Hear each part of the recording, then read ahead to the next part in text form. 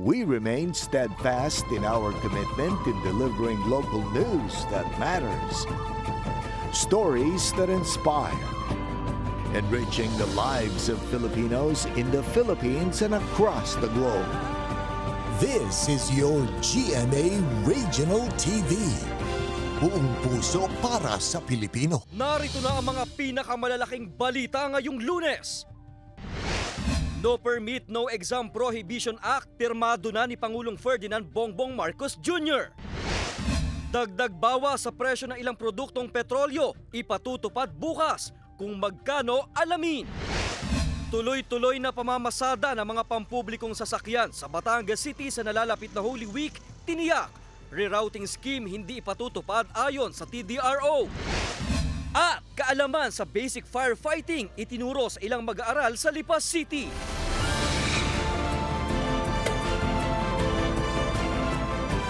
Ito ang GMA Regional TV, Balitang Southern Tagalog.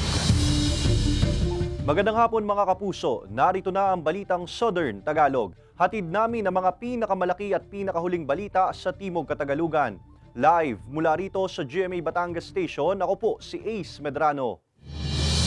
Pirmado na ni Pangulong Ferdinand Bongbong Marcos Jr. ang No Permit, No Exam Prohibition Act.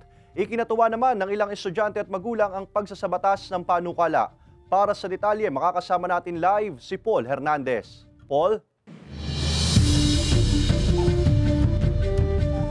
Alam mo, Ace, kaginhawaan para sa ilang mga magulang ang bagong pasang batas na ito na problemado umano tuwing sumasapit na yung examination period. Ang agam-agam ng mga estudyante na hindi makapag-exam dahil walang permit o bayad sa eskwelahan, mawawakasan na ngayon. Yan ay matapos pirmahan ni Pangulong Ferdinand Bongbong Marcos Jr. ang Republic Act No. 11984 o ang No Permit, No Exam Prohibition Act. Napayagan na ang mga disadvantaged students sa buong bansa sa pampubliko o pribadong paaralan man na makapag-exam kahit pa may mga hindi nabayarang tuition o school fee sa panahon ng periodical o final exams. Hindi man daw hinahanapan ng permit sina Christine at Christian sa kanilang eskwelahan pero tingin nila'y dapat ngang alisin ng polisiyang ito. May mga estudyante pong gusto makapagtapos na kakulangan po sa budget. Dapat po hindi na po nila hinahanapan ng permit. Mahirap po mag-review tapos at the same time po meron pong pressure po tapos may financial problem nga po. Kaginhawaan daw ito sa ilang magulang na kadalasang problemado kung paano makakakuha ng permit ang mga anak para sa pagsusulit. Kailangan magpusiging mapunuan yung pangangailangan ng kanilang tuition fee. Kailangan makumpleto mo yung kanilang tuition para makakuha sila ng exam. Kung talagang tunay yung balita yan, ay napakalaking aluwanan sa amin. Sakop ng batas ang mga nasa K-12 institutions, higher education, maging ang technical vocational na nag-aalok ng kursong higit sa 1 taon. Ang DSWD naman ang mga ngasiwa para bigyan ng sertipikasyon ang mga apektadong estudyante na nasasailalim sa justifiable reasons. Pinahihintulutan pa rin ang mga eskwelahan na i-require ang mga estudyante nitong magsumite ng promissory note at ibinbin muna ang mga credentials hanggat hindi nakukumpleto ang bayarin. Epektibo ang batas 15 araw matapos itong maipublish official gazette at sa mga pahayagan. Ace, ayon pa rito, admin sanctions ang maaaring ipataw ng DepEd, CHED at TESDA sa mga learning institutions na hindi susunod sa batas. Ace. Maraming salamat, Paul Hernandez. Tiniyak ng LGU ang tuloy-tuloy na pamamasada ng mga pampublikong sasakyan sa Batangas City sa nalalapit na Holy Week. Samantala, ang rerouting scheme hindi ipatutupad ayon sa TDRO. Nagbabalik sa report si Paul Hernandez. All set na sa nalalapit na Holy Week ang bus terminal sa Batangas City. Marami sa augmentation team, ide-deploy na lang. Ganyan din ang pagtitiyak ng Transportation Development and Regulatory Office o TDRO sa mga pangunahing kalsada. Wala raw mapaparalis ang biyahe. Si Mang Juanito, hindi raw muna mangingilin at sasabak pa rin sa pamamasada sa mahal na araw. Walang masakyan. Pag tumigil. Pag tumigil, walang masakyan ng mga pasahero. Maalala ko sila sa biyahe. Tiniyak din ng samahan ng mga magta-tricycle, hindi magkukulang ng masasakyan ng riding public. Yan ay kahit pa sinabi ng ilang tricycle driver na hindi muna bibiyahe ang ilan sa kanila. Biyahe rin po ako dahil Wala naman pong matamang bumiyahe. Pag dating mga bandang alas 3 yan, na tigil na rin ako. Hindi muna po. Kung maaari po yung mga 1 week po. Pero ikaw? Pero kung kayo dala na pangangailangan, ay siguro hanggang Martes sa bibiyahe. Kahit pa inaasahan ang posibleng dagsa ng mga pilgrim sa Batangas City para sa bisita iglesia, hindi na raw kakailanganin ng rerouting scheme sa lungsod. 30,000 hanggang 50,000 na bisita ang posibleng pumasok sa Batangas City. Mahigit 180 tauhan ng TDRO ang ipapakalat sa lungsod sa pagsisiguro ng kaayusan ng kakalsadahan. Kasama si Kel Ravaca, Paul Hernandez, Balitang Southern Tagalog. Nakatakdang ipatupad ang 10 hanggang 40 centavos kada litro na dagdag bawas sa presyo ng produktong petrolyo bukas, March 19. Alamin yan sa report ni Hazel Alviar. Ang inaasahang rollback bukas sa mga produktong petrolyo na pornada at naging dagdag bawas na lang. Pero ang pakonsuelo, hindi naman naabot sa 50 centavos ang dagdag presyo dahil nasa 10 hanggang 40 centavos ang itataas sa kada litro ng gasolina. May pagbaba naman na 10 centavos kada litro sa diesel habang walang paggalaw sa kerosene. Hindi ka apat na araw ng trading sa Singapore. Alanganin naman talaga yung nakitang number ng adjustment. So, sumipa pa yung presyo ng Friday, siguro mga $2 to $3 ang tinaas niya. Ang tricycle driver na si Marlon, dismayado sa taas presyo ng gasolina. Hindi na nga raw niya magawang magpa-full tank sa kanyang minamanehong tricycle dahil katumbas na nito ang kanyang kita sa isang araw na nasa 400 hanggang 500 pesos. Hindi man tatakbo motor pag hindi magagasta yun. Pila-pila na lang sir, hindi pwede magkaratsyada. Biyahing Lipa City, San Juan naman ang minamanehong jeepney ni Mang Tony. Malaking bagay daw tuwing may paggalaw sa presyo ng langis. Kaya ang diskarte niya, Ay di, inaagahan namin bago pila lang ang ginagawa namin, hindi na kami naninibat. ayon si Department of Energy, malaking epekto pa rin sa paggalaw sa presyo ng langis ang geopolitical conflict sa Middle East at supply class cut ng mga bansang miyembro ng OPEC at pagpapaliban sa interest rate sa bansang Amerika. Final na yun, trading hanggang Friday na yun. For next week, itong trading ng Monday pa lang magsisimula, di ba? Itong linggo na to versus the previous week, yun ang magiging resulta ng adjustment for Tuesday next week. Kasama si J.R. Manjares, Hazel Alviar, Balitang Southern Tagalog. Mahigit 1 linggo bago ang mahal na araw, ramdam na raw ng ilang tindera ng karne sa ilang pamilihan sa Batangas ang matumal na bentahan. Kaya ang ilang tindera ngayon pa lang nagbabawas na rin ng mga pakatay dahil inaasahan na raw nila na mas tutumal pa ang kanilang bentahan sa susunod na linggo. Naglalaro pa rin sa 320 hanggang 360 pesos ang kada kilo ng karne ng baboy. Samantala, dahil naman sa inaasahang mataas na demand sa isda, posibleng tumaas ang presyo nito habang papalapit ang Semana Santa. Pero tiniyak ng pamunuan ng ilang pamilihan na tiyak ang sapat na supply ng isda hanggang sa mga susunod pang linggo. Posible rin daw na magbalik normal ang presyo ng isda pagkatapos ng Holy Week. Payo nila sa mga mamimili na samantalahin ang mababa pang presyo ng isda. 2 linggo bago ang paggunita ng Semana Santa, ipinag-utos na ni Philippine Ports Authority General Manager Jay Santiago ang pagpapatupad ng full manpower sa lahat ng pantalan sa bansa bilang paghahanda sa inaasahang buhos ng mga magtatawid dagat. Ibig sabihin, inaatasan ni Santiago na ang lahat ng nasa frontline service ay maging alerto para makapagbigay serbisyo sa libo-libong mga pasahero. Mahigit 2 milyong pasahero ang tinatayang papasok sa iba't ibang pantalan sa buong bansa ngayong Holy Week na uuwi sa kani-kanilang probinsya. Mas malaki ang bilang na ito kumpara sa 1.8 milyon na bilang ng pasahero noong isang taon. Sa Batangas Port, pinalawak pa ang passenger terminal building. Mula sa dating 2,500 passenger capacity, mahigit 5,000 na ito ngayon. Nagpaalala naman ng PPA sa mga magtatawid dagat na planuhin na mas maaga ang kanilang pagbiyahe. Mga kapuso, bukas, araw ng Martes, March 19, mawawala ng supply ng kuryente ang ilang barangay sa lungsod ng Tanawan, Taysan at Nasugbu, Batangas. Simula alas 9 ng umaga hanggang alas 5 ng hapon. Bunsod ng downgrading at replacement ng transformer, paglilipat at pagpapalit ng mga poste, kalinsabay ang clearing ng mga linya.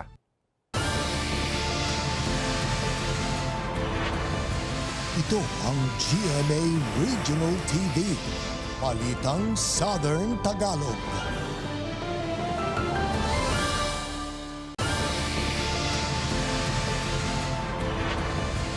Ito ang GMA Regional TV, Balitang Southern Tagalog. Mula sa naitalang mahigit 13,000 na tonelada, bumaba na sa mahigit 10,000 na tonelada ng sulfur dioxide ang ibinuga ng Bulkang Taal. Base yan sa pinakuling datos na inilabas ng PHIVOLCS. Mahina ang pagsingaw nito na umaabot sa 900 meters ang taas at napadpad sa Timog Kanluran. Ngayong araw, March 18, maaliwalas at walang namataang volcanic smog o VAG sa palibot ng bulkan. Pero pinag-iingat pa rin ng ahensya ang publiko na kung sakaling magkaroon ng VAG, magsuot ng face mask bilang proteksyon. Samantala, isang volcanic tremor naman ang nairehistro sa 24 oras na monitoring ng ahensya. Tumagal ito ng 2 hanggang 3 minuto. Mahigpit pa rin ipinagbabawal ang pagpasok sa Taal Volcano Island, lalo na sa main crater nito at sa Daang Castilla Fissures. Maging ang paglipad ng anumang aircraft sa tuktok ng bulkan. At sa ilalim ng Alert Level 1, posible pa rin ang biglaang pagputok ng steam o phreatic explosions, volcanic earthquakes at maninipis na ashfall. Panauhing pandangal si GMA Network Chairman Attorney Felipe L. Gozon sa anibersaryo ng Central United Methodist Church. Narito ang report. Noong March 5, 1899, panahon ng mga Amerikano, itinayo ang kauna-unahang Protestant Church sa Pilipinas. Makalipas ang isang siglo, nakatindig pa rin ito dito sa TM Calaw, Arngita, Maynila. Ito ang CUMC o Central United Methodist Church na nagdiwang ng kanilang 125th founding anniversary. My parents were married in this church. Kasama ni Atty. Gozon ang asawang si Teresa Gozon at mga anak na sina GMA Network SVP Atty. Annette Gozon Valdez, Dr. Marites Gozon Viterbo, Atty. Philip Gozon at kanilang mga asawa. Sa kanyang talumpati, ibinahagi ni Atty. Gozon ang pagkakatulad ng CUMC sa GMA Network. We share with UCUMC the basic doctrines of our Christian faith and the values of integrity and stewardship. The first in our 7 core values is we place God above all. Through our GMA Kapuso Foundation, we have helped millions of Filipinos in need through our many projects. Dito rin sa simbang ito ginawaran si Atty. Gozon noong 2022 ng Honorary Degree of Doctor of Laws mula sa Wesleyan University of the Philippines. Ngayon, balik dito si Atty. Gozon matapos mapiling guest speaker dahil sa kanyang accomplishments. Binigyang emphasis yung dugong metodista. Nag-bank ang ministerial team doon sa wisdom ng isang Atty. Gozon na napalago niya yung naging number 1 ang GMA 7. I'm very proud at very honored. Marjorie Padua, Balitang Southern Tagalog.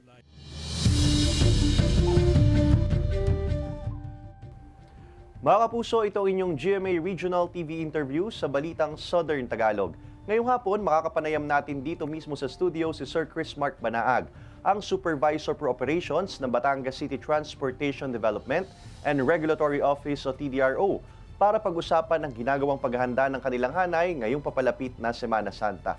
Magandang hapon po, Sir Chris, and welcome to the program. Magandang hapon po, Sir Ace, at sa lahat po ng inyong mga tagapanood. Sir, ano po ba ang mga pangunahing strategy ng inyong opisina o ng TDRO kaugnay nitong inaasahang pagdagsa ng mga turista na maaaring magdulot din naman ng pagtaas sa volume ng trapiko, lalo na po sa mga pangunahing lugar o destinasyon o tourist spots dito po sa Batangas City? Tama po yun. Inaasahan na po natin na ngayong Holy Week ay tataas po ang volume ng ating mga sasakyan kaugnay nga po ng pagdagsa ng ating mga pilgrims, ng ating mga bakasyonista. Bali, unang-una po, tayo po ay yun pong ating deployment ay nakahanda na. Inaasahan po natin yung pagdagsa, lalo na sa may area ng Balagtas and National Highways. Unang-una po natin gagawin doon ay ipapakalat natin ang ating mga traffic enforcers nang sa ganun po, especially doon sa mga tinatawag naming strategic areas, doon sa mga inaasahan po natin ang pagsisikip ng daloy ng trapiko. Tayo po ay patuloy din sa pagsasagawa ng ating clearing operations nang sa ganun ay maalis po natin ang mga illegal parking at anumang nakahambalang sa sidewalk o sa kalsada na maaaring maging dahilan ng pagkaantala ng daloy ng trapiko. Sir, nabanggit niyo po itong usapin ng traffic congestion nga na dahil nga sa inaasahang pagdagsa ng mga turista, meron po bang mga espesyal na paghahanda sa mga lugar o kalsada o destinasyon na alam niyo pong usually talaga namang dinarayo o dinadagsanan ng mga tao dito, lalo na pag Semana Santa? Opo, bukod po sa ating, gaya na nabanggit ko kanina, yung ating clearing operations na isinasagawa, tayo po ay nakipag-coordinate na rin sa mga barangay captains. Sila po ay ating sinulatan at personal na pinuntahan ng sa ganon ay maisaayos po nila ang kanilang mga barangay, katuwang po natin. In fact, ang atin pong tanggapan, ang TDRO ay nagsagawa ng deputation seminar or training nang sa ganon itong ating mga barangay officials at itong ating mga barangay tanod mismo after ng seminar at sila ay makapasa sa ating sinagawang deputation, sila ay na-issue na rin namin ng citation ticket. Sila mismo sa kanilang mga barangay ay makapagpapatupad na ng ating batas trapiko. Tayo po ay nakapaglagay na din ng mga signages na makakatulong upang magabayan itong ating mga motorista papunta sa may area ng Ilihan, Pagkilatan, and then of course dun sa ating papunta ng Mount Banoy. Naglagay na tayo ng mga slowdown signages upang syempre hindi kabisado nitong ating ibang mga motorista kung alin yung mga delikadong daan. So naglagay na po tayo ng mga ganong signages doon sa mga areas kung saan malimit yung aksidente. May mga particular po bang programa o inisyatibo ang TDRO hinggil naman sa pagpapalawak ng kaalaman ng publiko tungkol sa tamang disiplina sa kalsada po at pagtugon sa mga pangailangan ng mga pedestrian at local commuters? Tama po, tayo po ay patuloy sa pamimigay ng mga flyers, ito ba yung mga reminders ukol sa road safety, and at the same time patuloy po yung ating isinasagawa ding public address kung saan-saan. Katuwang po natin yung Task Force Disiplina. Kasi ako din po yung tumatay yung head ng Task Force Disiplina. Sila po in charge sa pagbibigay ng kaalaman ukol sa disiplina and road safety. In fact, kami po ay may ginagawang talk sa school every Monday and Wednesday. Pinupuntahan po namin ang mga public school. Mismo pong kami ang nagtuturo sa mga bata ng mga bagay na dapat nilang malaman pagdating po sa road safety and disiplina. Sa pamamagitan po nun, aming mas napapalawak ang kanilang kaalaman, may iwasan natin yung mga aksidente sa kalsada. In terms naman po doon sa ating mga drivers ng PUJs at yung pong ibang mga PUVs, tayo po ay nakakaroon din ng dialogo sa kanila nang sa ganon ay ma-refresh sa kanilang kaalaman yung mga bawal at dapat nilang gawin para po maiwasan natin ang aksidente at ma-ensure po natin ang road safety. Sir, inaasahan po natin na magkakaroon siguro ng dagdag na trabaho o load yung ating mga traffic enforcers ngayong paparating na Semana Santa dahil nga inaasahan ang traffic congestion, pagdagsa ng mga turista. Paano po ba magiging setup nila dito? May shifting schedule po ba? Or paano po inihahanda itong inyong mga traffic enforcers? Pagsapit po actually ng Holy Week, pagdating ng Monday, hanggang sa linggo po ng pagkabuhay, ang amin po mga traffic enforcers, ika nga ay sanay na, kami ay may mga panata na din, na kami po mismo yung magsasakripisyo. Kami po ay walang mga day off sa araw na iyon. Lahat po kami in full force para lamang po masigurado natin na maaasistihan namin yung taong bayan, yung po mga motorista na dumadayo dito.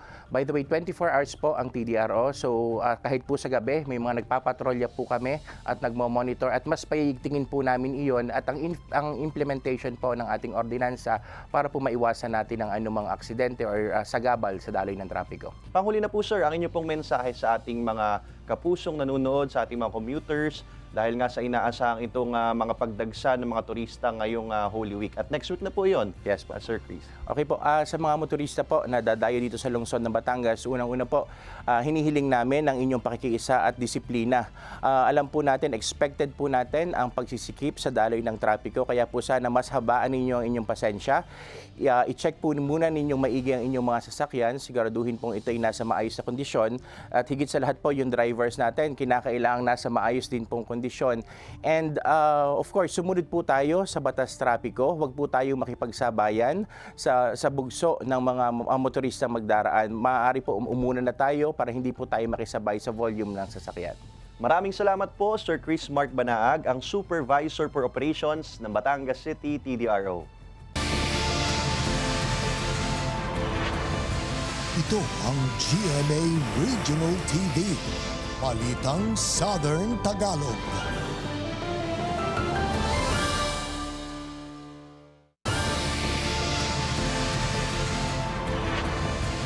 Ito ang GMA Regional TV, Balitang Southern Tagalog.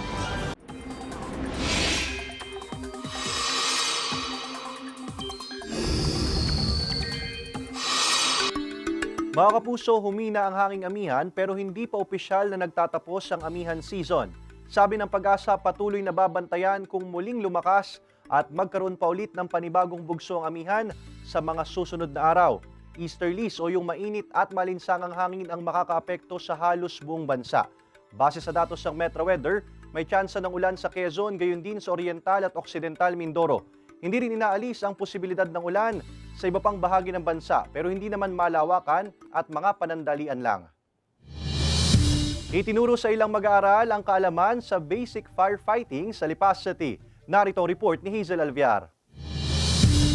Bilis at liksi, tamang balanse at kaalaman sa pagsasagawa ng cardiopulmonary resuscitation o CPR. Ilan lang yan sa mga basic skills sa taglay ng isang bumbero. Bagay na itinuro ng BFP Lipas City sa 50 chikiting na dumayo sa kanilang himpilan bilang bahagi ng kanilang pagpapalakas sa Information Education Drive hinggil sa fire safety na bahagi rin ng kanilang aktibidad ngayong Fire Prevention Month. Ipinakita at itinuro rin kung paano gamitin ang mga firefighting equipment. Layon din daw ng aktibidad na maiparamdam sa mga bata ang buhay ng isang bumbero. Ipinakikita po namin sa kanila yung equipments para nakikita nila kung gaano rin kaayos, kabigat, kahirap yung trabaho ng isang bumbero po. Challenge talaga sa isang pagiging bumbero, lalo na po pag may sunog. Talagang kailangan ng lakas ng loob, lakas ng katawan at tapang. Pangarap daw ng 9 na taong gulang na si Lian ang maging bumbero, kaya sumali siya sa open house na ito ng BFP. Full support din naman ang kanyang mga magulang at mahalaga rin daw na bata pa lang ay matuto na ang kanilang anak sa tamang kaalaman sa apoy. Mahalaga po ang matutunan ng mga bata, lalo na po kung paano nila gamitin ang fire extinguisher, lalo na po kami sa bahay, kami lang po, minsan po wala po yung husband. So kahit po bata sila, marunong sila kung paano gumamit, just in case. Huwag kayo maglaro ng apoy para di kayo masunugan ng bahay. Ayon sa Lipas City BFP, mahalaga raw na murang edad pa lang ay natututo na ang mga bata. Habang bata po, nalalaman nila yung fire safety para makita nila paano kung makaiwas sa anumang uri ng sakuna, lalo na po sa sunog po. Kasama si J.R. Manjares, Hazel Alviar, Balitang Southern Tagalog. Ibinida sa Grand Float Parade ng Taal El Pasubat Festival ang mga naglalakihang karosa. Mensahe naman sa tinampok na sayaw sa street dance competition ang cultural and historical preservation. Tunghayan yan sa report ni Paul Hernandez. Pambungad sa masayang selebrasyon ng El Pasubat Festival 2024 sa Taal, Batangas, ang karosang dinekorasyon na ng malaking suman, balisong at mga panutya. Nasa 11 float ang nagbigay buhay sa kalsada ng tinaguriang Heritage Town. Makukulay ang costume ng mga kalahok sa street dancing mula sa iba't ibang eskwelahan. Pang 14 pero may 2 taon tayong pandemic kaya tinigil natin, kaya 12 years na ito. Pinaghirapan po namin to para din po manalo kami kasi first time nga po namin sumali. Pagbigay po ng kasiyahan and inspirasyon sa ibang mga bata. Inihataw pang lalo ang performance sa court dance competition. Sabay sa masayang selebrasyon ng mga Taalenyo ay ang pagdiriwang din ng 451st founding anniversary ng bayan. Yung kanya-kanyang produkto ng mga barangay at saka ng produkto ng Taal. Dito kasi mula na po ng pandemya, bumalik ulit yung saya ng bayan ng Taal. Ang El Pasubat mula sa pinagsama-samang produkto ng empanada, longganisa, panutya, suman, balisong, barong Tagalog at ang pamosong tapa. Wala mang white sand sa bayan, bentahe raw nila ang kultura, pagkain at kasaysayan. Ang pinagmamalaki natin yung mga old houses at saka mga pagkain kakaning Taal, tatak Taal. Talagang sa Taal matatagpuan. Nakatulong daw ang mga nagsusulputang establishmento sa bayan para mapalakas ang komersyo nang hindi na isa sa alang-alang ang pagpepreserba ng tradisyon. Higit 6,000 katao ang nakisaya sa selebrasyon mula sa loob at labas ng bayan. Mas kaabang-abang pa raw ang El Pasubat sa susunod na taon. Kasama si Kel Ravaca, Paul Hernandez, Balitang Southern Tagalog.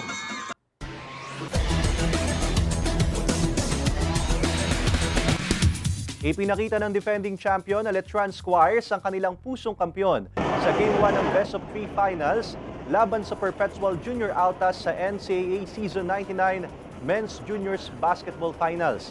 Ito ang unang pagkakataon na makapasok sa finals ang Junior Altas, habang puntirya naman ng Squires na makuha ang back-to-back titles. Best player sa laro, si Jonathan Moses Manalili na nakakuha ng 35 points, 9 rebounds at 4 assists. Nakakuha ang Letran Squires ng 97 total points, kung saan 56 nito ang naiambag ni Manalili.